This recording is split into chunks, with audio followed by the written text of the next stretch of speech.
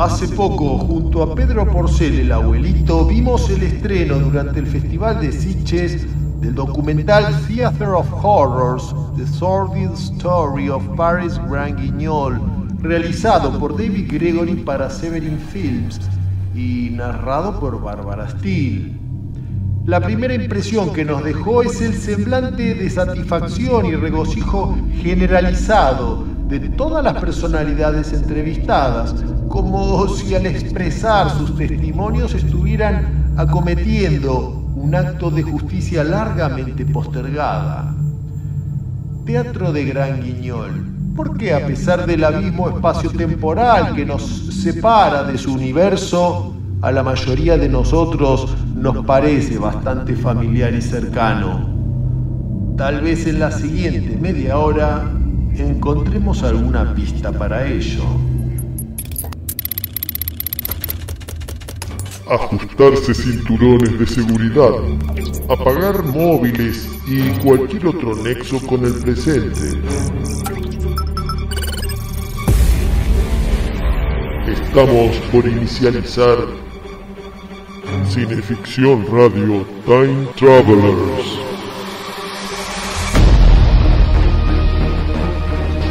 Escudriñando el pasado presente del universo del terror y lo fantástico. Cineficción Radio Time Travelers, por el éter de Metroficción Radio. Textos: Darío Navia. Relatos: Chucho Fernández. Locución: Miriam Nancy Rojas. Producción general: Juan Carlos Moyano. Respaldan Estudio Iacona, Registro de Marcas y Patentes. La Bitácora, Gastrobar y Cervecería.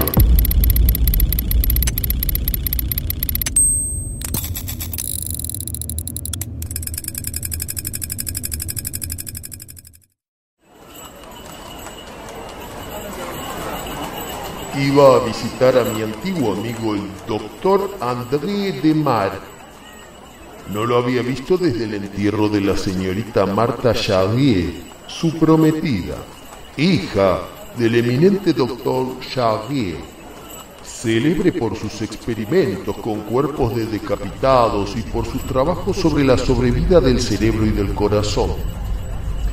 Pero ha desaparecido de los salones y de los anfiteatros desde que su hija, a la que amaba con pasión, murió en un accidente. Se ha dicho que viaja para olvidar. Cuando entré en el consultorio del doctor Demare, pieza amplia pero repleta de instrumentos, lo hallé de pie junto a la ventana con la mirada perdida. Al oírme se dio vuelta y corrió hacia mí para estrechar con violencia mi mano. El pesar lo había cambiado mucho.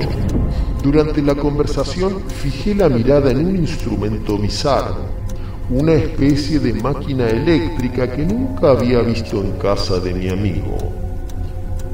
¿Es un nuevo invento tuyo? No. Es un aparato construido según indicaciones de Charrier. Servía para unos estudios interrumpidos por la catástrofe. Explícame su funcionamiento, pregunté rápidamente para variar el curso de sus ideas. ¿Conoces la teoría de Charrier? La muerte, en la mayoría de los casos, se caracteriza por el corazón que deja de latir. Charrier pretendía que era posible salvar a mucha gente si por medio de una excitación eléctrica podíamos poner nuevamente en marcha el corazón, devolviéndole artificialmente sus latidos. Hemos experimentado al principio en animales.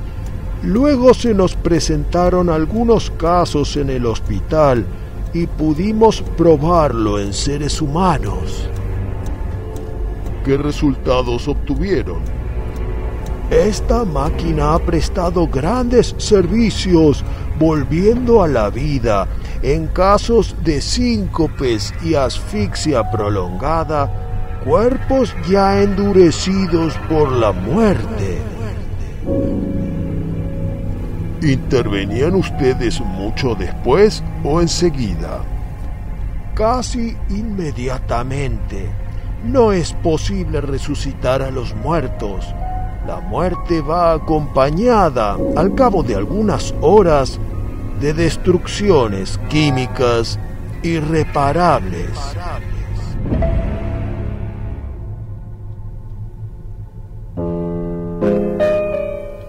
Máquinas de ciencia enloquecida y científicos de mente enfebrecida. La pasión enturbia la reflexión. ¿Es posible arrancar de la muerte a un ser humano?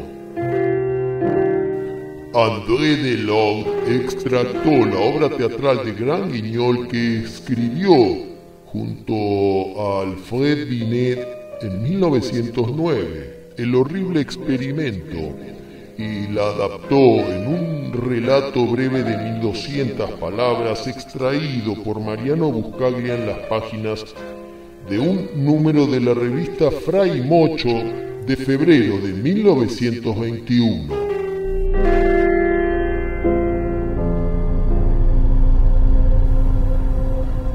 Me aproximé a la extraña máquina para observarla mejor. Era una especie de dínamo que un hilo largo unía a una punta de metal. Desmarais me explicó cómo se obtenía una corriente alterna interrumpida, siguiendo el ritmo normal de la diástole y de la asístole. El corazón del sujeto se ponía en comunicación directa con el electrodo por medio de una incisión profunda en el epigastrio. Mientras me explicaba aquello, un pensamiento obsesivo me asaltó. Martha Charrier no había muerto a consecuencia de la horrible caída del auto, sino debido a un accidente cardíaco provocado por la violencia del choque. Habría sido un admirable sujeto para un experimento de Charrier. Y en mi mente evoqué la lúgubre escena del padre manoseando el cadáver de su hija para dar a su corazón vida nueva. No pude resistir una malsana curiosidad y, a pesar del peligro de revivir recuerdos dolorosos, exclamé: ¿no intentaron usar esta invención sobre el cuerpo de tu prometida? Lo hemos intentado. Y tomándome del brazo, murmuró: prométeme no contar a nadie lo que voy a decirte. El mundo debe ignorarlo. Se lo prometí solemnemente. Estábamos Charrier y yo trabajando cuando nos trajeron el cuerpo inanimado de Marta. Ni uno ni otro quisimos creer en su muerte. La auscultamos con rabia, esperando percibir una pulsación. Luego, cuando la duda ya no era posible, la brutalidad del desastre nos quitó la conciencia de nosotros mismos.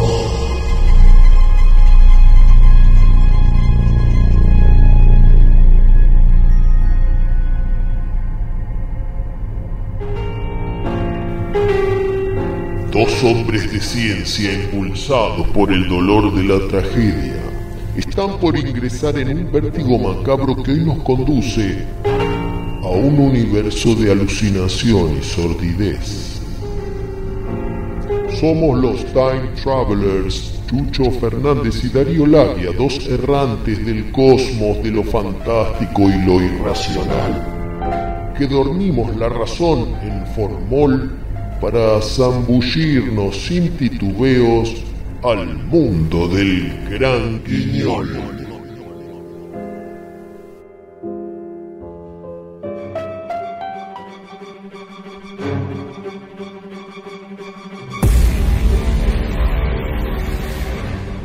Hoy en día el nombre de Cecilio Rodríguez de la Vega no significa nada. IMDb, desde la primera adaptación de Don Juan Tenorio de los hermanos Baños a la versión hispana de La Carta, filmada en los estudios de la Paramount en Joinville, París, lo lista en 9 películas, pero nada menciona de haber sido propulsor del Gran Guiñol en la península celtíbera. Por ejemplo, de una olvidada temporada en el Teatro Lírico de Barcelona, sabemos que en octubre de 1912 la compañía de este actor anunció el estreno de una obra de André Delorde y Pierre Chani titulada Hugues Cabinet 6, que se tradujo como El Cuarto número 6, y un gran guiñol castellano de Morant y Moragas, Chalán de Honras. También que las autoridades, siempre atentas a los problemas de salud pública, prestaron inmediata atención al anuncio de estas obras y que finalmente y por suerte pudieron representarse sin mayores impedimentos. Esto ni la base de datos del ministerio ni todo colección lo saben.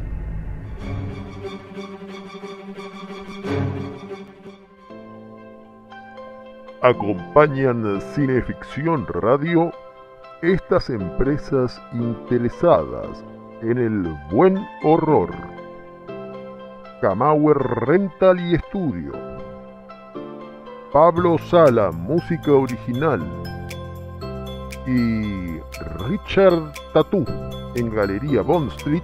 Richard Tattoo.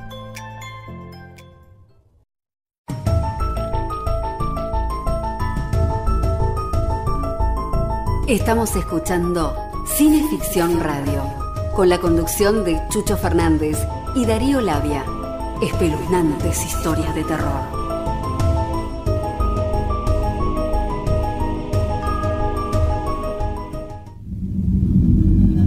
La tradición del teatro de Gran Guiñol era mucho más que una escena de tortura o de chorreo de sangre. Por su ubicación al fondo del callejón Chaptal, en la zona roja de París, el Teatro Salón, tal el nombre con el que se inauguró el 16 de mayo de 1896, suponía una travesía a una región prohibida de la Ciudad Luz.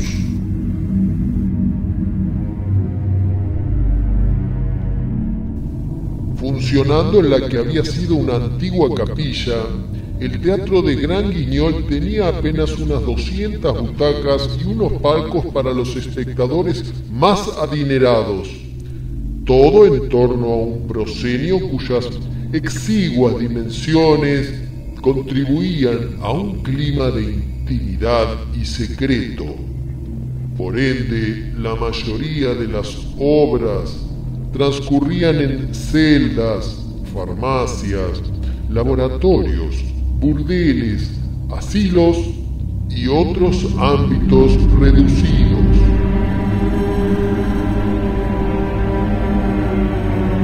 El contraste entre las escenografías naturalistas y las caracterizaciones y exagerada gesticulación de los actores proporcionaban un clima enrarecido.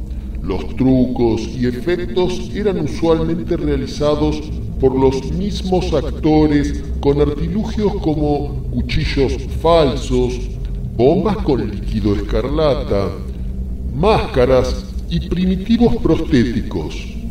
La iluminación era absolutamente esencial, así como los efectos de sonido, que a menudo procedían desde detrás del público. Sin embargo, el fuerte de las obras no eran las escenas sanguinolentas, sino su previa. Los dramaturgos se esmeraban en la creación de un clima de expectación y ansiedad ante la inminencia de los crímenes, las mutilaciones o los ataques. Nos dice André Delorde: los asesinatos, suicidios, o torturas que se montaban en el escenario eran menos atemorizantes que la anticipación de tales asesinatos, suicidios o torturas. Contrario al cine de horror clásico de los años 30, las obras de Gran Guiñol estaban habitualmente lejos de lo sobrenatural. Por eso, en vez de castillos o aldeas eslavas o balcánicas, sus tramas transcurrían en ámbitos propios del naturalismo inspirado en Émile Zola, y en vez de monstruos legendarios, manifestaban los excesos y las salvajadas del propio ser humano.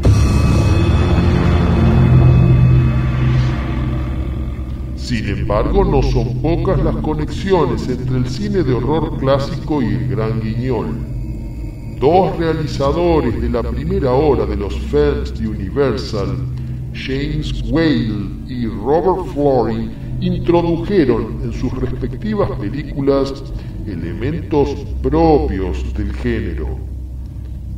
Mucho de lo grotesco del Frankenstein de James Whale parece provenir del Gran Guiñol, una de cuyas obras, After Death, Whale había interpretado en 1928 en la escena londinense.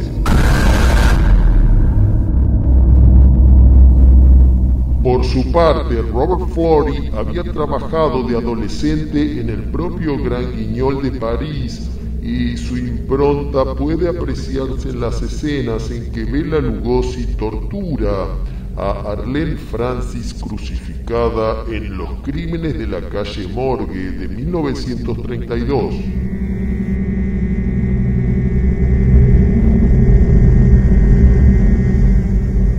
Parte de la acción de Las manos de Orlac de 1935 tiene lugar en un imaginario teatro de los horrores, inspirado en el Gran Guiñol de París, y su protagonista principal, Frances Drake, encarna a una actriz de ese teatro, torturada en escena de manera grandilocuente y probablemente inspirada en Paula Maxa, actriz fetiche del género, conocida como la Sarah Bernard de la Impasse Chapelle, o la mujer más asesinada del mundo, por sus interpretaciones en incontables puestas de Gran Guiñol.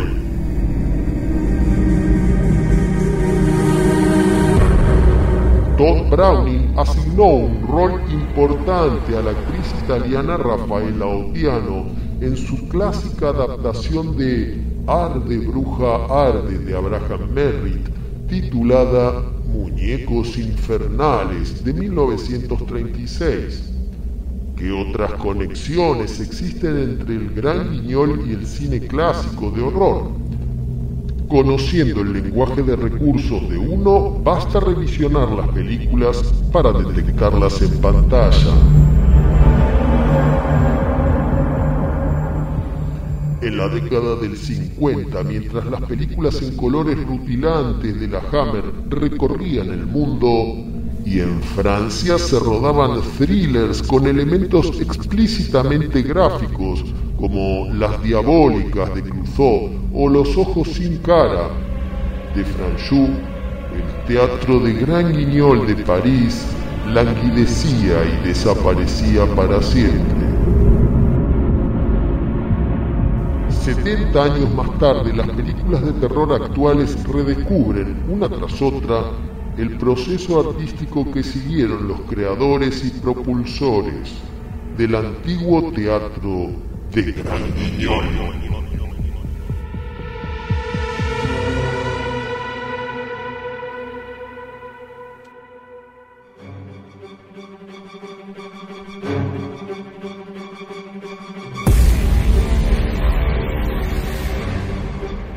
Reporte de un Time Traveler.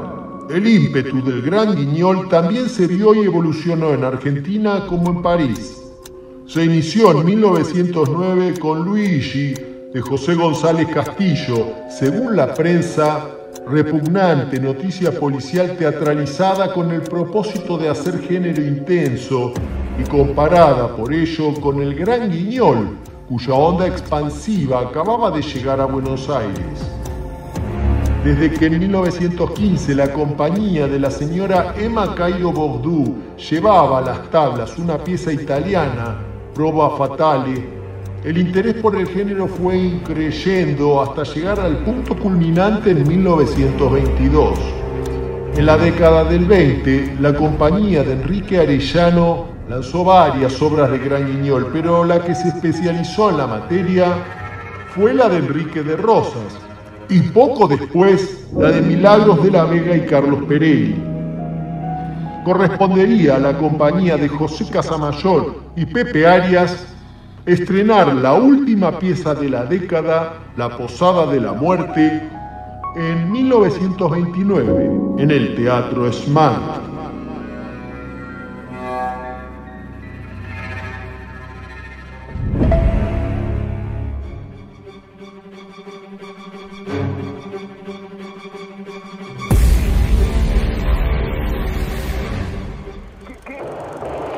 No se deje intimidar por el cine y los matones de Marcellus Wallace. Cineficción, para estar bien informado y esquivar todas las balas. Para adquirir Cineficción, consulte en cinefanía.com.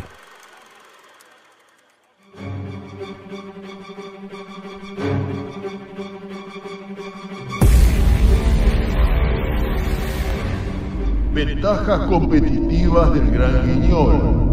Durante la temporada de 1922, una compañía vernácula llegó a competir con la mismísima compañía francesa de Gran Guiñol, que llegó a Buenos Aires de gira debutando en el Teatro Odeón un 4 de julio de 1922 y presentando sucesivamente Les Trois Masques, La Fugue de Madame Caramel, Le Dernier Torture, Sur la Dalle, La Riff, Hoga Mort, L'Horrible Expérience y Le Laboratoire des Hallucinations, entre muchas otras. En tanto, la compañía de Enrique de Rosas y Matilde Rivera, desde el Teatro Buenos Aires y luego del Teatro Mayo, representó obras francesas como Noche Trágica, El Hombre de la Noche, En la Morgue, Frente a la Muerte, Por Teléfono, Del Barrio Chino, El Brujo, El Laboratorio de las Alucinaciones y algunas piezas originales como La Mano Invisible y Noche de Espanto. La compañía francesa, que renovaba repertorio cada 5 días, actuaba lógicamente en idioma original. La compañía de Rosas utilizaba las traducciones de Julio Filiberti Escobar. La ventaja competitiva de la compañía francesa era Paula Maxa, la primera reina del grito del Gran Guiñol que actuó en Buenos Aires, aunque no todos lo sepan.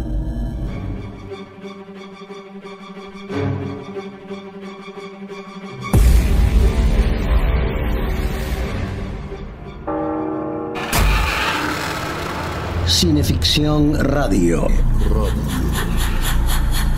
Aquí en 24/7, domingos 20 horas. Con Darío Labia y Chucho Fernández recorrerás espeluznantes historias de terror. Buenos Aires, Argentina.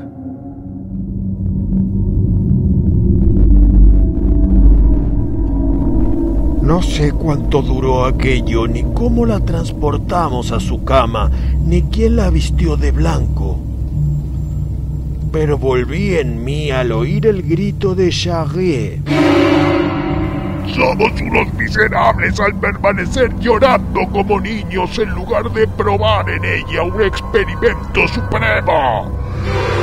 Traté en vano de hacerle comprender que sería una profanación inútil, que la muerte había acaecido ya hacía más de 1 hora y que la descomposición del cuerpo comenzaba a operarse.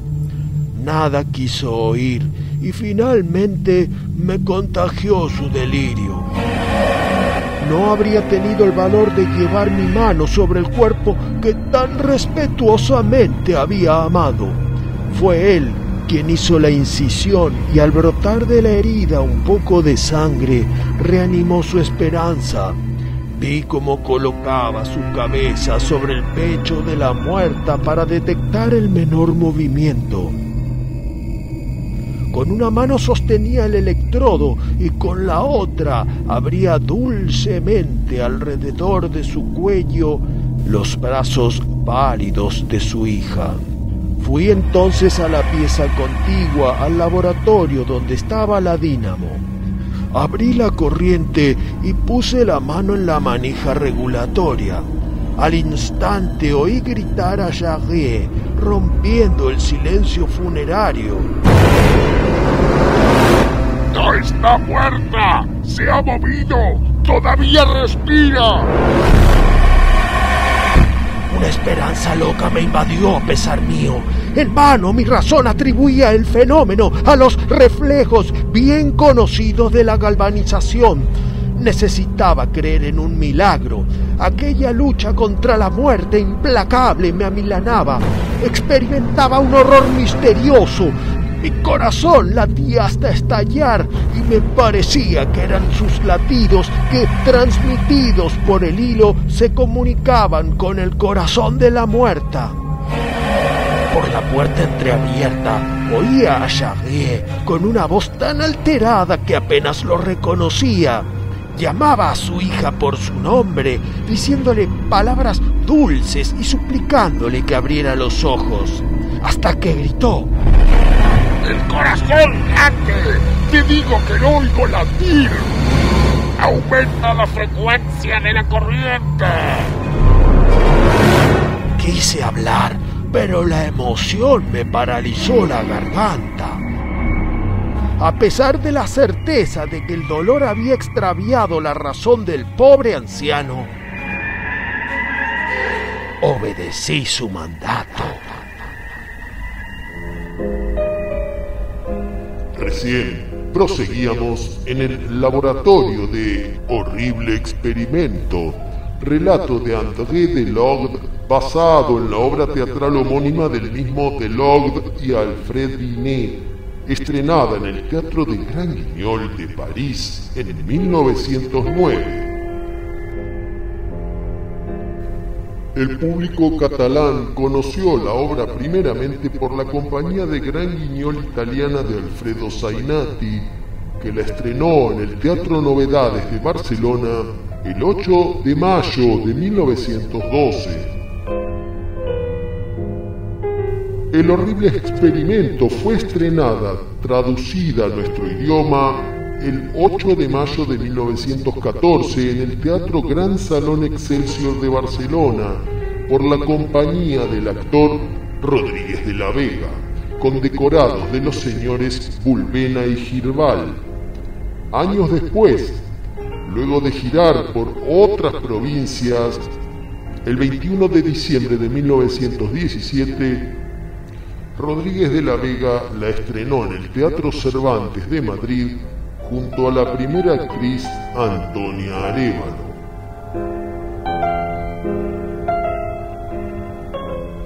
Al otro lado del Atlántico, traducida por Julio Escobar, la obra llegó de la mano de Enrique de Rosas con Carlos Perelli como el Dr. Jarrier, estrenándose en el desaparecido Teatro Mayo de Buenos Aires el 8 de septiembre de 1922. 2 años después, la compañía Milagros de la Vega y Carlos Perelli presentaba nuevamente la obra en el Teatro Variedades, debutando el 11 de octubre de 1924. Y como seguía atractiva, más tarde la compañía de la Vega Perelli, ahora con el actor Juan Bono, la presentaron como complemento en el Teatro Smart el 16 de noviembre de 1927. ¿Qué era lo que atraía al público de hace 100 años como para justificar tantas reposiciones? Eso no podemos saberlo, pero sí inferirlo al conocer su desenlace. Los dejo con la conclusión de Horrible Experimento de André Delong.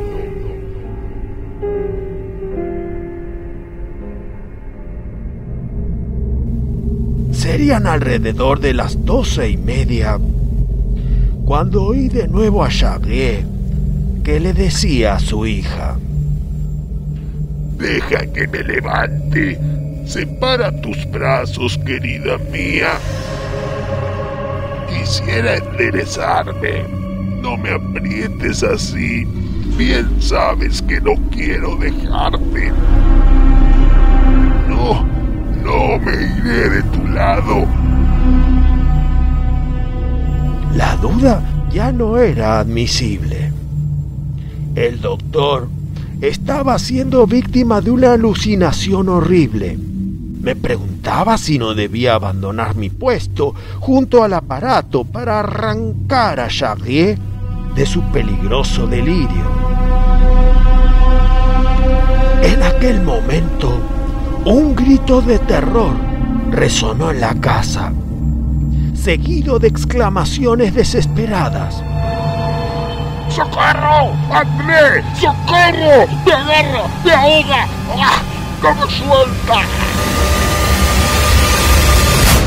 Al mismo tiempo oí ruidos como de lucha y vi espectáculo horroroso. A Charrier salir fuera de la habitación llevando colgado del cuello el cadáver de su hija. Hizo algunos pasos agitando las manos y cayó pesadamente con su carga horripilante sobre la alfombra. Me precipité intentando separar la argolla terrible que formaban los brazos de la muerta en torno al cuello del doctor. El rostro tranquilo de la muerta no se había inmutado y no había el menor asomo de esfuerzo en su tenaz resistencia. Confieso que mi razón estuvo en peligro en esos instantes, mi cerebro a punto de desequilibrarse para siempre, pero en un impulso desesperado, recurriendo a toda mi fuerza de voluntad, recobré parte de mi lucidez. Charrier estaba desmayado. Marta yacía a su lado, fría y yerta. Entonces comprendí lo que había pasado. Mientras el padre se alucinaba en brazos de la hija, había sido sorprendido por el fenómeno sobradamente conocido de la rigidez cadavérica, que solo se presenta algún tiempo después de la muerte. Era tal la rigidez que debí romper a martillazos las yunturas para librar a Charrier de su macabro collar. Después volvió en sí, pero me contempló sin reconocerme, balbuceando palabras incoherentes que de pronto interrumpía con una carcajada. Había perdido el juicio, se había vuelto loco.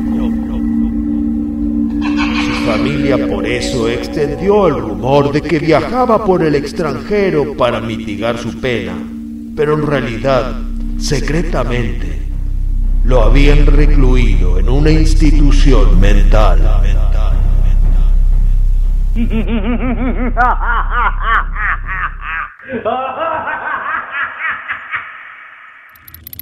Gracias por viajar con Cineficción Radio Time Travelers. Textos: Darío Labia. Relatos: Chucho Fernández. Locución: Miriam Nancy Rojas. Producción general: Juan Carlos Moyano. Cineficción Radio Time Travelers.